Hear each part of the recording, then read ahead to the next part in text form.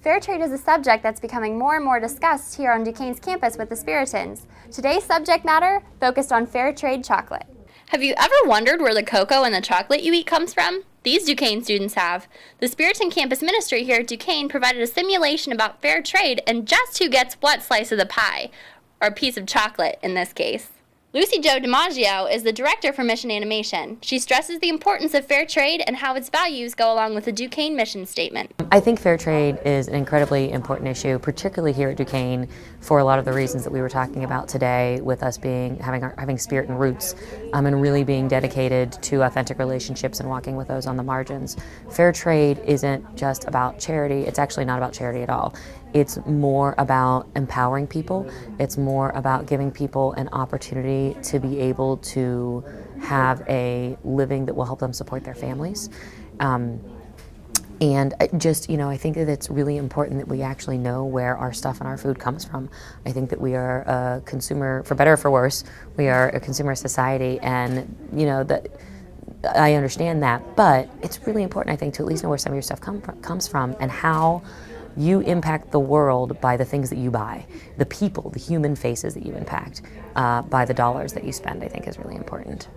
The simulation was led by Kate Lecci, a campus minister in the Spiritan Campus Ministry. She broke down the simulation for us and explained just exactly what these students would be learning. This simulation is specifically looking at how much it costs to make a fair trade chocolate bar, or even just a chocolate bar in general. And so we have 3 groups of students. They're broken up into the farmers who are harvesting the cocoa, the stores and shop owners who sell the chocolate, and then the chocolate companies who put the candy together and make that bar. And so we told the students that the candy bar is going to cost 50 cents, and they each have to decide how much of that 50 cents they deserve. So what is their slice of the pie, and then why? They have to defend why. Our operating costs are kind of high. We have a building and we have other materials that we need to buy to make this chocolate. We also have to pay for advertising, which is very expensive. And our company has built up this reputation for our brand that sells the product. And then we're going to break down exactly what those numbers look like, because sometimes I think people, very rightly are going to put a lot of emphasis on the physical labor portion of that. However, in reality, the physical labor portion is going to be drastically lower. So we're going to look at that. Some students were shocked over the results of the simulation. I did not really expect a lot coming in here today. I didn't really know how we were going to go about it, but when we were split up into the different groups, I had the cocoa farmers, and it was really interesting because we thought that we should get the most out of the 50 cents for the chocolate bar, and we got the least, and I thought that was really sad because they put in so much hard work and effort. Not that not everyone else does that too, but it all begins there, and it was sad to see that. So this was really interesting. It opened up my eyes a lot to the whole situation. Yeah, I learned that workers really get the short end of the stick, even though they get the least amount of benefits and they are in the worst working conditions and they probably work the most hours.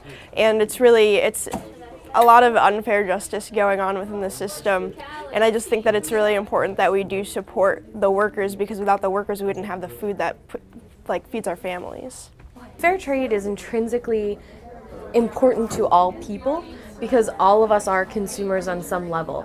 And as a person of faith, you understand that everyone should be treated with human dignity and is given dignity by God, our Creator. And what fair trade does is it seeks to ensure that the people that are farming or artisans producing goods that we're going to buy are going to be paid fairly and working in fair working conditions.